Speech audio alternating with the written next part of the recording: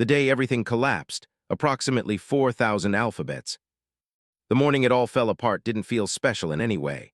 The sky over Stockton was the same pale August blue, my ring light hummed the same soft electric buzz, and my iced matcha tasted exactly like professionalism and pretense. For 3 years, routine had been my religion. Wake up, perfect the lighting, perfect the skin, perfect the life. Perfection was my product, and I sold it well. But even perfectly curated worlds can rot from the inside. I walked toward the bedroom expecting to grab my planner. Instead, I opened the door to the sound of hurried breathing, 2 people, not one. Jessica's voice cracked like a dropped glass. "Taylor, I can explain." The man beside her didn't even have the decency to look ashamed. Just smirked, like he'd won some private competition I didn't know I was part of. "Don't." My voice was flat, hollow, as if spoken from outside my body. I stood there long enough to feel the moment carve itself into my bones, then turned away before the pain could register. 20 minutes later, I sat before the ring light with the fakest smile I had ever worn, live streaming skincare tips to 2 million strangers while my life burned quietly behind the camera. Comments poured in about how glowy I looked. How fresh. Fresh if only they knew. "Today is about new beginnings," I heard myself say, the words a betrayal of everything I felt. When the stream ended, the apartment felt poisoned. Jessica was gone, leaving nothing but the imprint of betrayal on my sheets. My chest felt too tight to breathe. So I grabbed my laptop and fled, ending up in a coffee shop where nobody knew me beyond carefully edited photos. That's when I saw it, news footage of families slogging through brown floodwater in rural Stockton. Children clutching ruined stuffed animals. Women staring at what used to be homes. There was no ring light in their world, no curated angles, just raw grief, unfiltered and unposed. Something cracked open inside me. Without thinking, I clicked the volunteer registration link. 2 days later, I found myself standing in a warehouse that smelled of diesel, mud, and urgency. Volunteers moved with purpose, not performance. My designer wardrobe stayed at home. Today it was jeans, a plain t-shirt, and borrowed work gloves. "Taylor Edwards," the coordinator called, "you're paired with Lillian Henderson." I turned and froze. Lillian was all edges and earth. Blonde hair pulled into a no-nonsense ponytail, boots covered in dried mud, cameras hanging from her neck like tools she'd mastered long before the world learned her name. Her blue eyes met mine with an assessing sharpness. "You're the influencer," she said, not a question. "Guilty." "Ever done disaster work?" "First time for everything." Something softened in her expression, but only barely. "It's messy, I hope you're ready." I was, not for the devastation, not for the honesty, not for her. We loaded supplies into her beat-up Jeep. "Fair warning," she said, "I don't do small talk." "Good," I replied before thinking. "I'm tired of talking anyway." She glanced at me then, really looked, and for a moment her guardedness faltered. The first home we visited looked like the aftermath of a war. Mud smeared across family photographs, furniture bloated from water damage. An elderly couple clung to each other as if the flood had dragged away everything except their love.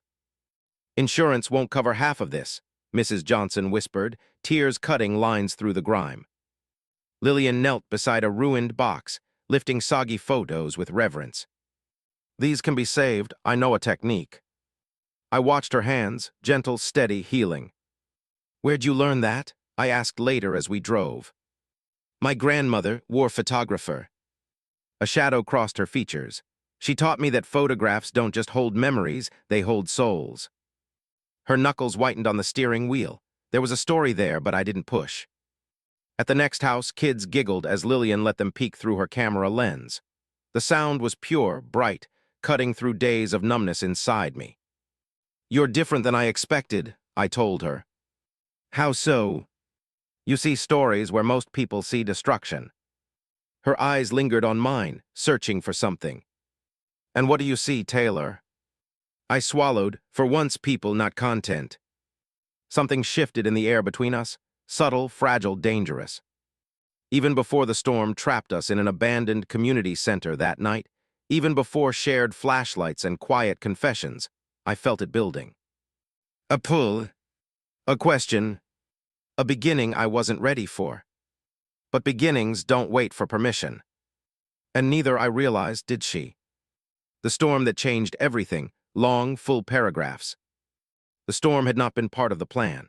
In fact, nothing that happened that evening was. We had spent the day moving from one devastated neighborhood to another, offering supplies, logging damages, capturing stories that deserved to be seen and not buried under silence. By the time we packed up the Jeep at dusk, the sky had grown darker than the hour justified. Heavy gray clouds swelled above the treetops, carving strange shapes that made the horizon look restless and impatient. Lillian watched them with a seriousness that unnerved me. She had the instinct of someone who had lived too close to danger for too long. She read the wind, the color of the sky, the way branches bowed as though bracing for something far heavier than rain. "We need to move," she said, her voice firmer than usual, and that was the first moment I realized that the day was far from over. The rain came down not gently or gradually, but in an abrupt, punishing wall of water that hammered the Jeep like fists. Visibility vanished in seconds. Lillian leaned forward, gripping the steering wheel with both hands, the muscles in her forearms standing out with tension. Water surged across the road like a living thing, swirling brown and violent around the tires. "This isn't good," she murmured, not to me but to herself, as if calculating escape routes. I felt the fear crawl up my spine, icy and instinctive, but I kept my eyes on her instead of the storm. There was something strangely grounding about the way she navigated chaos. She didn't panic. She didn't tremble. She focused with the intensity of someone who had spent her life preparing for moments that ordinary people like me never imagined. When lightning ripped across the sky, illuminating the flooded fields around us in a cold, merciless flash, she made a swift decision. "We can't make it back. The community center is close. We're going there." The building itself looked abandoned even on normal days, brick walls dulled by decades of neglect, a faded sign hanging crookedly above the door. But tonight it felt like the only safe place left in the world. We ran inside drenched, breathless, and shaking, slamming the metal door behind us as wind roared outside like a furious creature. The lights flickered, then surrendered to darkness. The silence that followed was not silent at all. It was filled with the distant roar of thunder and the relentless drumming of rain on the roof. Lillian switched on her flashlight, its narrow beam cutting a pale path through the dusty air. "We'll stay until the worst passes," she said, brushing wet hair back from her face. Rainwater dripped from her jawline and collarbone, tracing lines that glistened in the dim light. I tried not to stare. I failed. We found an upstairs office that seemed less damp than the rest of the building. The carpet was stained, the walls smelled faintly of mildew, and a stack of rusted folding chairs leaned against the corner. But it was dry, and that was all that mattered. Lillian pulled off her soaked jacket and wrung the water from it with slow, practiced motions. "You okay?" she asked. The question was simple, but the weight behind it was. I hadn't heard anyone ask me that without an audience or a camera in a very long time. I nodded, then whispered, "I think so," though my voice betrayed me. She set the jacket aside and sat on the floor across from me. The flashlight rested between us, casting soft shadows that made the room feel smaller, more intimate. "Storms bring out truths," she said quietly. "People think disasters are about destruction, but they reveal things, good or bad, that were already there." Her words lingered in the air, heavy and sharp. I wasn't sure whether she was talking about the storm outside or the one inside me, because something had been unraveling since the moment I stepped into that volunteer warehouse, something that made me feel more raw and real than I had in years. And sitting across from her, listening to the storm beat against the windows, I felt that unraveling accelerate. I told her about the betrayal, about the moment I walked in on Jessica, about the emptiness I carried even before that moment. My voice cracked only once, but Lillian's expression softened completely. She didn't interrupt. She didn't pity. She simply listened, fully, deeply, as if every word mattered. When I finished, she spoke with a gentleness I didn't expect. "You didn't deserve that, and you didn't lose yourself because of her. You lost yourself because you kept living for an audience instead of for you." The truth of it hit me like a second storm. Nobody had ever said it so plainly. And maybe no one else could have. Not the people who wanted something from me. Not the followers who never saw beyond the glow of a ring light. But her, someone who captured souls in photographs, someone who didn't sugarcoat reality, someone whose own tragedies whispered beneath every steady breath. She saw me. We talked for hours, the storm raging and retreating outside as we peeled back layers of ourselves that neither of us planned on revealing. She told me about her grandmother, about the photographs rescued from war zones, about why she believed people's stories mattered more than her own safety. She spoke of loss too, briefly, reluctantly, but enough for me to feel the depth of it. By the time the storm quieted, and the first hints of dawn crept through the cracked window, something had shifted between us so profoundly that I could feel it in the way our voices softened when we said each other's names. Then came the moment that changed everything, not loud, not dramatic, but quiet and undeniable. The flashlight had dimmed to a fading glow, and in the half-darkness, Lillian reached forward, brushing a loose strand of hair away from my cheek. Her fingers were warm despite the cold room. The touch was soft, deliberate, and carried an electricity that made my heart beat harder than any storm could. I didn't pull away. I didn't want to. The silence between us thickened, charged with the possibility of something neither of us had planned for but both of us suddenly felt too deeply to ignore. And that was the night I realized that the things we run from, pain, betrayal, emptiness, sometimes lead us directly to the things we never knew we needed. Because storms don't just destroy. Sometimes they deliver us to the people who can rebuild us. Long, unique, and in full paragraphs, Lillian stared at the cancellation emails as though they were written in another language. Her fingers trembled slightly as she scrolled through them, her jaw tightening with each new message. "He did this," she whispered, not looking at me but at the glowing computer screen as if Walter's fingerprints were embedded in every pixel. "He actually followed through on his threats." I moved closer but didn't touch her yet. Lillian was like a wild animal cornered, and I knew she needed a moment to process the ambush. Her studio, usually a sanctuary filled with quiet concentration and the scent of vintage camera leather, felt suffocating now.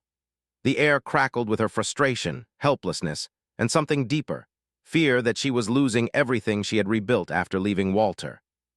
When she finally turned toward me, the exhaustion etched into her features made my stomach knot. "He's punishing me," she said, voice tight and low. "Not because he wants me back, but because he can't stand the idea that someone else gets to love me when he couldn't." I took her hands gently, guiding her to sit before she collapsed under the weight of her spiraling thoughts. "Then we fight back," I said firmly, but Lillian only shook her head, a bitter laugh escaping her as she rubbed her temples. "I don't have your world, Taylor. I don't have millions of followers. I don't have PR teams or sponsors or platforms. He knows that. That's why he always wins." Her voice cracked on the last word and something primal ignited inside me. "Not this time," I said. "Not if we stand together." But she pulled her hands away, pushing to her feet with a restless energy that filled the entire studio. "Together," she echoed, pacing. "You think this is about us versus him. You don't understand how Walter works. He dismantles things quietly, legally, cleanly. He'll never come at you directly. He'll bury you under contracts and reputation damage. If he wants to ruin you, Taylor, he will. You're forgetting I lived with him for 8 years. I know exactly how calculated he is." Her fear wasn't exaggerated. It was lived experience carved into her bones. I could see it now in the way her shoulders curled inward, the way she avoided looking at the phone buzzing with another email alert. The studio felt colder as she stopped in front of a large print on the wall, a wolf standing guard over her pups, snow swirling around them. "This was the first photograph I ever sold," she said quietly. "Walter told me it was a hobby, something I should keep to myself. He said the world wasn't interested in art from someone like me, and for years I believed him." My chest tightened. "But you left, you rebuilt everything. That was Walter, that was you." She closed her eyes with a pained expression. "And now I'm dragging you into his war." "I dragged myself," I corrected gently, stepping behind her but giving her space. "I chose this. I chose you, and I'm not going anywhere." For a long moment she didn't respond. She simply stared at the wolf photograph as if searching for answers in its fierce, silent strength. When she finally spoke, her voice was steadier, though still fragile at the edges. "I want to believe that," she whispered. "I do, but people always say they'll stay until things get difficult, until staying comes with consequences." I stepped closer, sliding my arms around her waist, grounding her. Her breath hitched, and she leaned back against me slightly, as if allowing herself to rest for the first time since we'd returned from Alaska. "Then let me prove it," I said softly.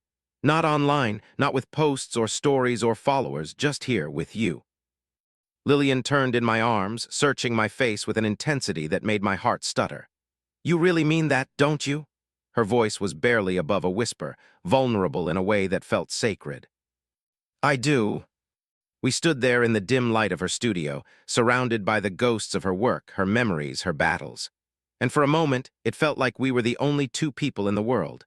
But the world didn't stay quiet for long. My phone buzzed, not with spam or spam brand offers, but with a message from Rachel, my manager. "Emergency call now," I groaned inwardly. I need to take this, I said apologetically. Lillian nodded, stepping back with that same quiet resignation that tore at me. I stepped outside into the cool Stockton evening and answered. Taylor, Rachel snapped before I could speak. What the hell have you done? I blinked. What are you talking about? You've been trending for 2 hours. Apparently some law firm leaked a statement implying you're involved in a scandal with a married woman, Lillian. They're framing her as unstable, and you as some attention seeker exploiting her divorce for content. My blood ran cold. No, no, no, no, this wasn't me. Walter, this has his fingerprints all over it.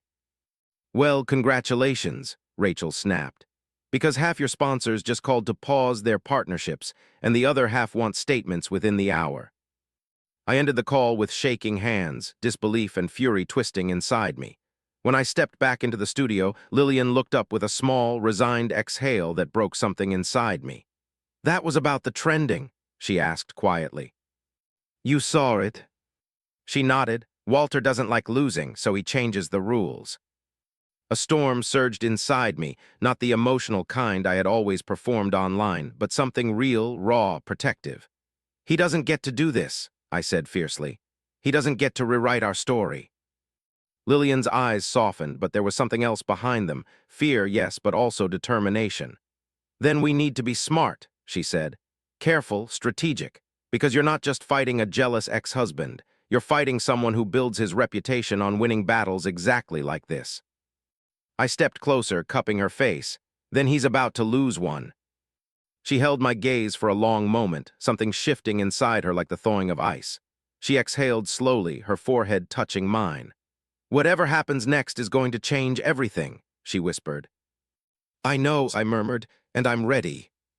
But neither of us could have predicted just how far Walter would go, or how much we would have to risk to protect not just our careers, not just our reputations, but the fragile, fierce connection that had survived storms, silence, and the cruel honesty of love stripped bare. And this time, the fight wasn't just for us. It was for the truth. Long, deep, emotional, and written in full paragraphs only. The next morning arrived not with sunlight or calm, but with an electric tension that radiated through the entire house. I woke to the sound of Lillian pacing downstairs, her steps quick and sharp, like she was trying to outrun her thoughts before they swallowed her. By the time I descended the staircase, she was standing in front of the kitchen counter, clutching her phone in both hands as though afraid it might leap out of her grip with more bad news. Her voice trembled slightly as she muttered, "He's not slowing down. He's doubling down." I approached slowly, afraid that the wrong word might make her shatter. Without looking at me, she placed the phone on the counter and pushed it toward me. It displayed a new article, long, sensational, dripping with half-truths and twisted assumptions. Sources close to the divorce confirm disturbing behavior, manipulation. Every line was crafted to wound her reputation in the softest but deepest way, and my own name was peppered throughout the article like salt rubbed deliberately into a fresh cut. Lillian exhaled shakily, her shoulders stiff with resignation, and said, "This isn't rumor, this is strategy." She looked at me then, really looked, searching for judgment or doubt in my expression, but all she found was anger so sharp it almost stunned her. I stepped closer, my voice low but steady. "He's crossing lines now, legal ones." Yet even as I spoke, I saw something flicker through her eyes, fear not just for herself, but for me. "Taylor. Your sponsors, your public image, your platform, this could destroy everything you've built." Her voice carried the kind of heartbreak that comes when someone believes they are the poison in a story they never wanted to join. Before she turned away, I gently caught her wrist, pulling her toward me. "I don't care about the brand deals," I whispered firmly. "I don't care about followers or statements or hashtags. I care about you." My certainty only made her tremble more. "But I care," she said, almost pleading. "I care about what this will cost you. I can lose clients, work, reputation, fine. But you, Taylor, you live under a spotlight that exposes everything. You cannot be reckless just because you want to protect me." She pulled back, walking toward the window where the morning fog pressed thick against the glass. She wrapped her arms around herself as though bracing against a storm, and then she said something that froze me entirely. "Maybe we should step back from each other until this settles." The silence that followed felt like the room had lost its oxygen. I stared at her, unable to form words at first. "Step back," I repeated, the phrase tasting wrong, bitter, foreign. She nodded slowly, eyes fixed on the fog outside.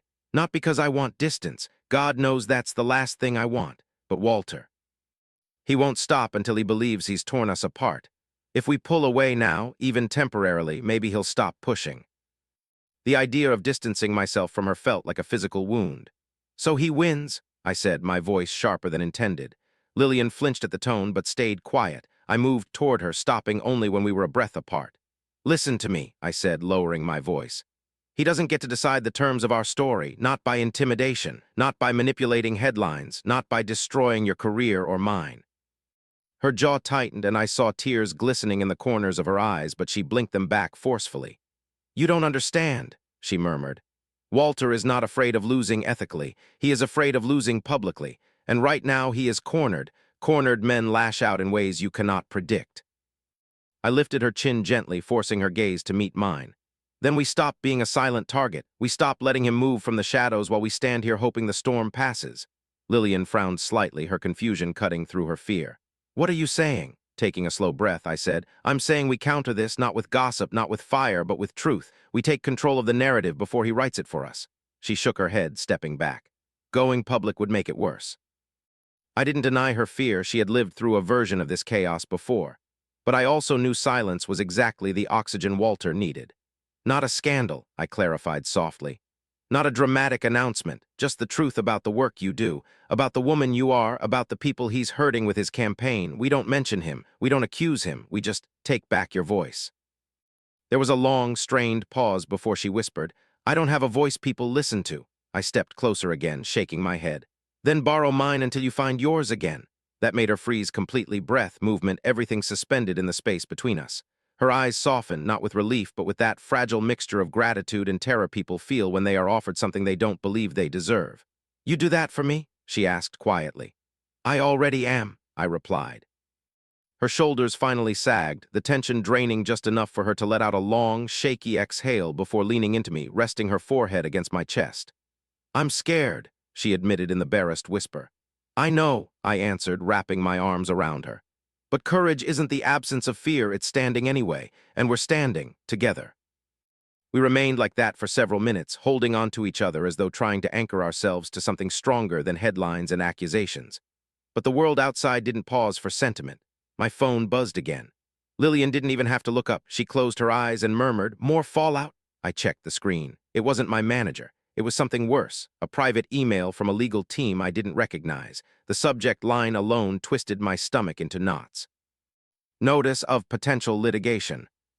Things were escalating faster than either of us had anticipated. And this wasn't just about reputations anymore. This was about survival, legal, emotional, and personal. And for the first time, I realized we were standing on the edge of a war that neither of us had prepared for. But both of us were already too deep in to walk away. Extremely long, deep, unique, and written only in full, rich paragraphs. No short lines at all. The email sat open between us like a silent threat, its cold legal language pressing down on the air until even breathing felt like a deliberate act. Lillian read the subject line once, then again, and then a third time, as if repetition would somehow change the meaning or soften the blow. It didn't. Her fingers curled against the edge of the kitchen island, knuckles whitening, her entire body tightening with a kind of dread that came from experience, not imagination. He's pulling legal strings now, she whispered, her voice trembling in a way I had almost never heard. This is what he does when he wants to break someone without touching them. And even though she said it with bitterness, there was something else layered beneath. An exhaustion so heavy it made my chest hurt to witness. The exhaustion of someone who had spent years fighting alone and now feared she was dragging someone she cared about into the same battlefield. I moved closer, placing my hand gently on her back, but she didn't lean into it this time. She remained stiff, locked in that internal war she carried everywhere.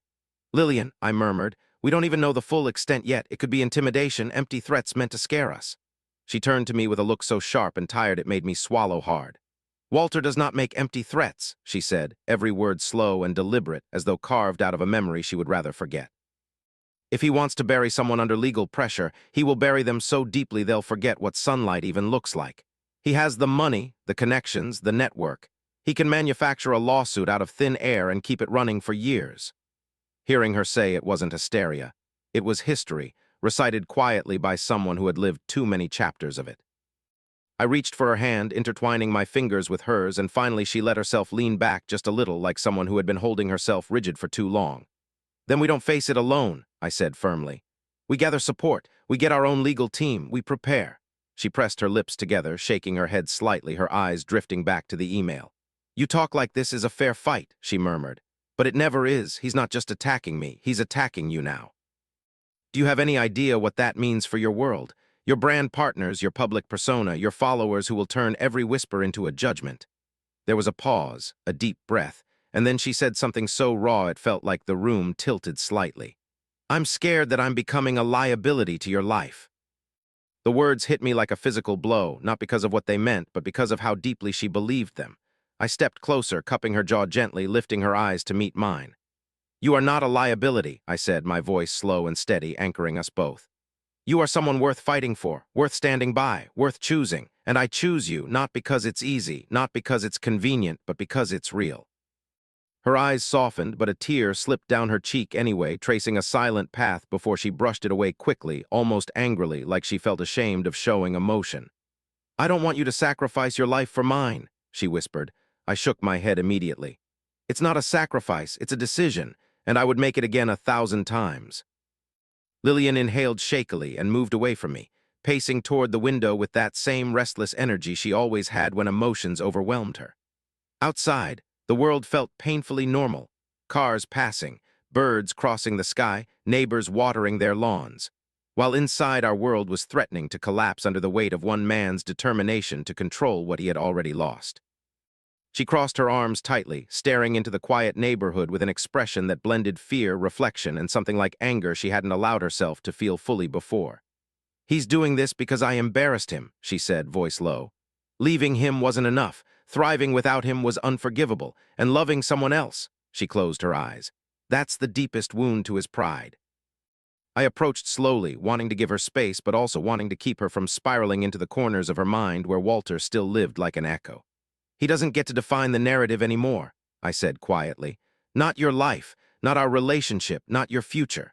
She exhaled a shaky breath. Then why does it still feel like I'm living on a battlefield I never agreed to fight on? The vulnerability in her voice was almost unbearable, but beneath it I sensed something else, an emerging flame of anger she hadn't let herself embrace. Because you've never fought with someone beside you, I said. You've been forced to stand alone so long that the idea of shared strength feels dangerous. That made her turn sharply toward me. Dangerous, she repeated. Yes, that's exactly what it feels like letting you help me could ruin you forever. I stepped closer, refusing to let her retreat into that fear. Or it could protect both of us. Walter thrives on your isolation. He counts on your silence. He depends on that fear. She looked down, her fingers tapping restlessly against her forearm. Then, after a long moment, she asked quietly, so what do we do now? What is the next step? It was the first time she had asked me directly, not out of resignation, but out of willingness. Small, fragile, uncertain willingness, but willingness nonetheless. I took the phone from the counter, scanning the email again, and then said, we respond. Not emotionally, not impulsively. We gather allies, we gather information, and we make the first move before he does. She didn't speak, but I saw the shift in her posture, the subtle straightening of her spine, the breath that wasn't quite as shaky. After a moment, she walked back to me, placing her hand over mine in a gesture so simple yet so profound it tightened my throat. Then we fight, she whispered, her eyes holding a strength rising slowly through fear. But this time, we fight together. And something in that moment changed, not in the world outside or the threat of Walter's campaign, but in her, in us. Lillian wasn't just surviving anymore, she was choosing to stand. And as I held her close, feeling the quiet determination building inside her, I knew that no matter how far Walter pushed, how deep he tried to bury us under legal threats and public humiliation, he had already lost the one thing he never expected to lose, her fear. And what rises after fear isn't weakness. Extremely long, unique, and richly written in full paragraphs, no short lines. The morning was sharp and cold, the kind that stings exposed skin and sharpens every sound. Snow still clung stubbornly to the edges of the sidewalks, evidence of the previous night's storm, but in the apartment the world felt heavier with anticipation. Lillian sat at the kitchen table, laptop open, legal documents spread like a battlefield map before her. I poured coffee, the bitter aroma grounding me even as my mind raced with strategies, possibilities, and the lingering, unshakable anxiety that Walter Edwards' shadow always seemed to cast over us. We have to be smart about this, Lillian said without looking up, her voice steady but edged with that old tension. She had spent the night drafting responses to emails, tracking every dubious cancellation, documenting every suspicious call and meeting. Every line of text seemed to me a silent declaration. I will not be controlled. I will not be afraid. I leaned against the counter, sipping my coffee and watching her work, a mix of admiration and awe tightening in my chest. This was the Lillian I had fallen in love with, the fiercely independent, unyielding woman who could command a room with nothing but her presence, yet who also carried a fragility that only those closest could see. "We have support," I reminded her, sliding a printout of the network Kylie had built for us across the table. "This isn't just us anymore. We have allies, legal counsel, people who can counteract the kind of influence he's trying to wield." Finally, she looked up, blue eyes tired but burning with a determination that mirrored my own. "Good," she said softly. "Then let's do it right." There was a weight in her voice, a quiet acknowledgement that the stakes had never been higher, but also an unmistakable spark of hope. The next days were a whirlwind of preparation, coordination, and careful strategy. Every email from Walter, every subtle threat or suggestion of control, was catalogued meticulously. We moved forward not reactively, but offensively. Lillian reached out to every gallery, client, and collaborator who had expressed doubt, providing context, clarifying her work, and reasserting her independence. I managed our social platforms, posting carefully curated content highlighting the real-world impact of her photography, focusing on conservation efforts and the human stories intertwined with her work. Walter, with all his influence, underestimated one simple truth: authenticity, once unleashed, cannot be contained. And as the campaign grew, as support poured in from around the world, Lillian's confidence blossomed visibly, the tension in her shoulders easing even as we navigated the minefield he had laid before us. One evening, as we reviewed a particularly compelling email from a supporter praising Lillian's documentary footage of caribou migration, she looked at me with an expression I hadn't seen in weeks, serene, almost vulnerable in a way that made me ache. "You know," she said quietly, tracing the rim of her coffee cup with a finger, "I never thought I'd have someone fight with me, not just for me, but with me. It's terrifying, and yet it feels like I can finally breathe." I reached across the table, taking her hand in mine, and felt the tremble in her fingers, subtle but undeniable. "You don't have to breathe alone anymore," I whispered. "We're in this together, every step, every challenge." Her lips quirked into a small, genuine smile, and for the first time in what felt like months, the weight of Walter's looming presence seemed distant, almost manageable. But Walter was relentless. He escalated, moving from subtle sabotage to direct interference, using the very platforms and networks we relied on to spread Lillian's work. Invitations were rescinded, payments delayed, subtle smear campaigns emerged in online forums, all calculated to make us doubt our choices. Each move required meticulous counter-strategies, but the fire between Lillian and me only grew stronger, forged in shared struggle and mutual respect. We spent nights drafting press releases, planning alternative exhibitions, and coordinating with Kylie's contacts to ensure that nothing Walter did could fully derail us. It was exhausting, emotionally and physically, yet there was a thrill, too, a pulse of life that surged every time we turned another challenge into an opportunity. Every small victory, every expression of support from the public or a professional ally, reinforced the conviction that we were not victims of circumstance, but active participants shaping our destiny. Then came the night that changed everything. Lillian and I stood together on the balcony of our apartment, city lights flickering like distant stars, reviewing the final plan for the first public exhibition of the documentary series we had poured our hearts into. I felt the steady weight of her hand on mine, the grounding presence of someone who had once been untouchable, now choosing to let me in fully. "Whatever happens tomorrow," I said quietly, "know that we've already won. No matter what Walter tries, we've created something lasting, meaningful, something he cannot touch." She pressed her forehead to mine, her breath mingling with mine, the intimacy of the gesture anchoring us in the present. "I don't just trust you," she whispered. "I choose you every day in spite of fear, in spite of everything." The exhibition opened to a crowd that overflowed the gallery space. Lillian's photography commanded attention, her images of wildlife juxtaposed with human stories of survival, adaptation, and resilience, drawing audible gasps and murmurs of awe. I stood behind her, watching her navigate interviews and questions with a grace that made my chest swell with pride. For every skeptical comment or sideways glance from industry insiders who had once doubted her, there were 10 expressions of admiration and respect. Walter's attempts to undermine us had backfired spectacularly. The more he tried to control the narrative, the more clearly it became evident that his influence had limits. Our authenticity, our partnership, our shared purpose could not be silenced. And when the gallery lights dimmed and the applause erupted, Lillian's hand found mine, her grip firm and unshakable. "We did it," she said, almost in disbelief. "No, we did it together," I corrected softly. The enormity of everything we had faced, the betrayal, the fear, the manipulations, and the moments of doubt, felt distilled into this single moment of triumph, and I realized that our relationship had been tempered in fire. Not perfect, not without scars, but unbreakable in its resilience.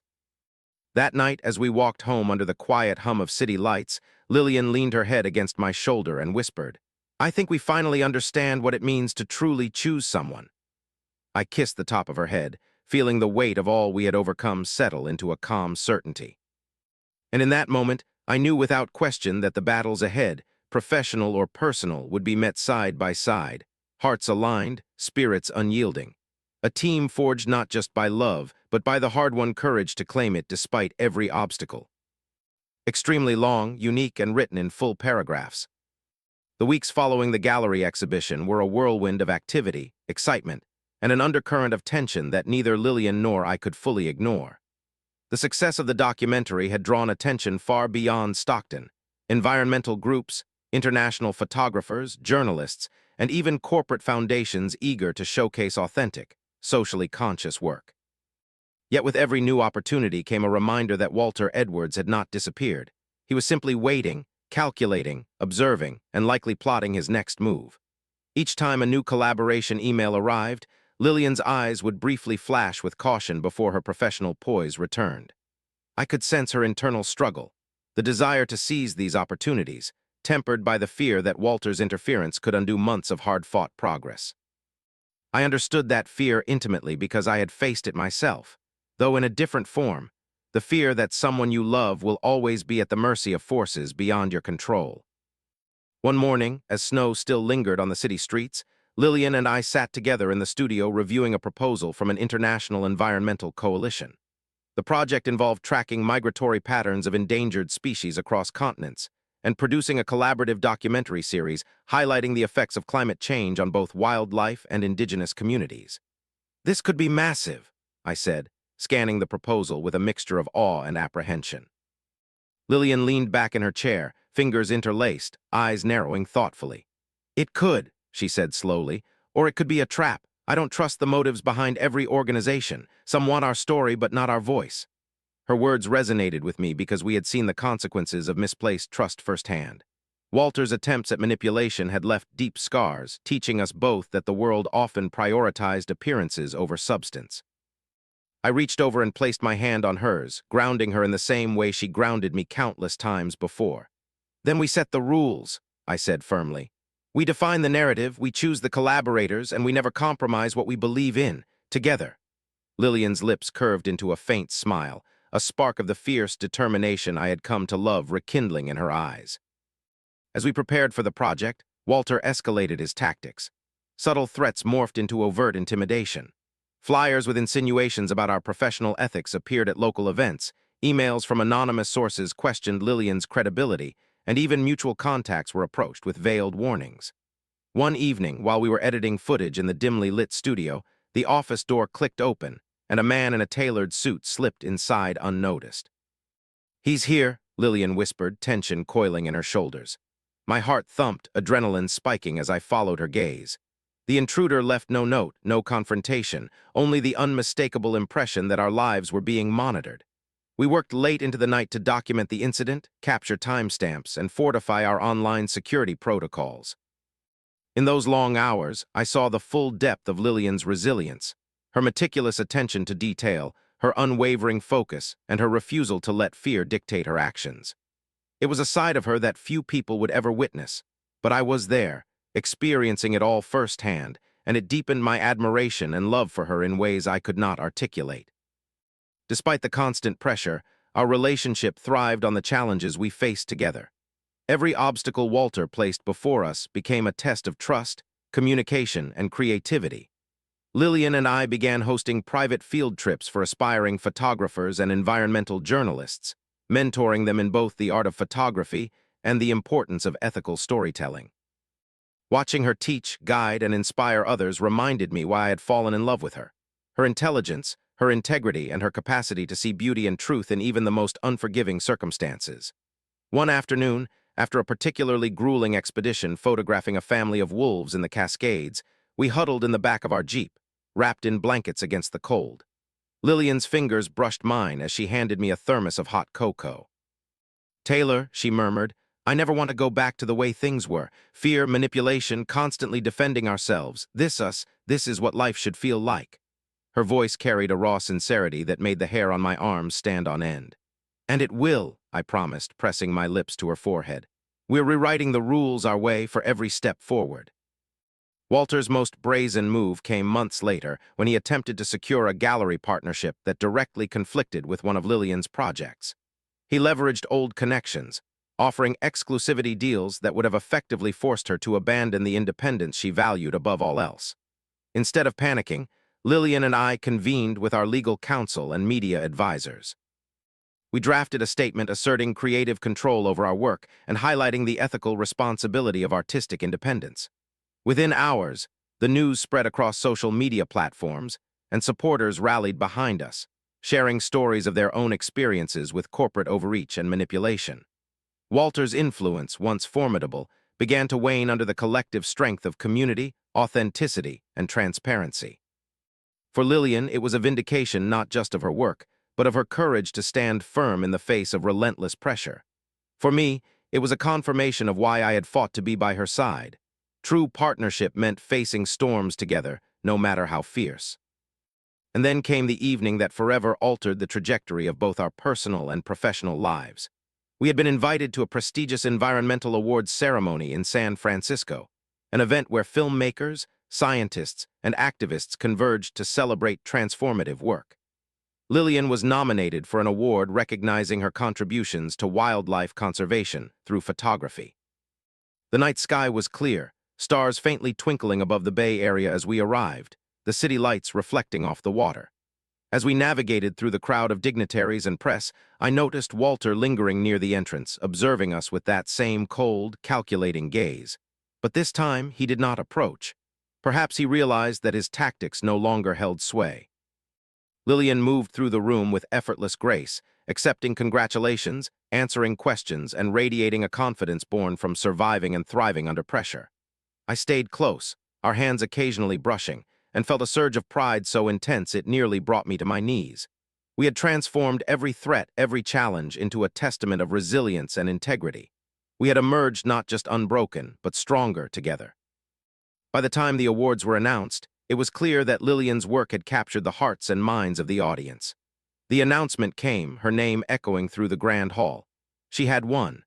The applause was thunderous, and as she made her way to the stage, I felt an overwhelming sense of gratitude, not for the recognition itself, but for the journey that had brought us here. We had faced betrayal, intimidation, and fear, yet through each trial, we discovered the true measure of our courage, our love, and our capacity to choose each other every single day. Standing in the spotlight, holding her award, Lillian turned toward me, eyes shining, and whispered, "We did this, together." I took her hand, pulling her close amidst the celebration, and realized that this was more than victory. It was freedom, a life reclaimed from manipulation, and proof that love and integrity, when fiercely protected, could conquer even the most formidable obstacles.